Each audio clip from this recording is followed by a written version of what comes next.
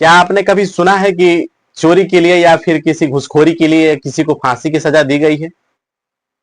आप नहीं सुने होंगे, लेकिन आज सुन लीजिए। कुछ दिन पहले चाइना में पूर्व कृषि मंत्री जो 3 अरब रुपए की घोटाला किए थे और उन घोटाले के चलते उनको फांसी की सजा दी गई है। अब इसके हिसाब से अगर इंडिया में भी अगर एक दो लोगों को अगर घोटाला की सजा में फांसी की दे दिया जाए, तो मैं आशा नहीं पूरा विश्वास के साथ कहना चाहता हूं कि भारत चाइना से भी आगे निकल जाएगा कमाई के मामले में।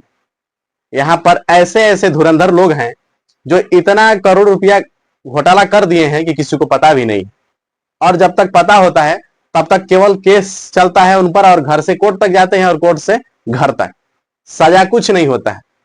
जिसके चलते दिन दुगुना और रात चरगुना उन लोगों की तरक्की होती रहती है और बिना कुछ किए हुए।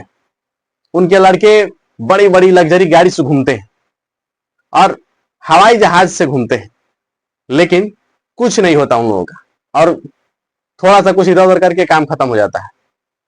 लेकिन चाइना ने बहुत ही सख्त कानून बना लिया है कि अगर घोटाला करते हुए पाए गए तो फांसी की सजा ऑन द स्पॉट मिलेगी साबित हो जाने पर। और इंडिया में क्या होता है कि किसी का नौकरी लगना होता है और उसका फाइल वहां तक पहुंचता है, उससे पहले किसी नेता का फोन आता है कि भाई उसका नहीं करना है, इस लड़के का करना है। और ऐसे में बहुत सारे लड़के छट जाते हैं, या फिर कहिए कि पैसे के अभाव में उनकी नौकरी नहीं लगती है। वो क्या है? करप्शन। और ये करप्शन खत्म नहीं होता है भारत से। और जिस दिन भारत से करप्शन खत्म हो जाएगा, उस दिन मैं दावे के साथ कह रहा हूं कि भाई पूरा दुनिया में हम लोग नंबर 1 होंगे पैसे के मामले में।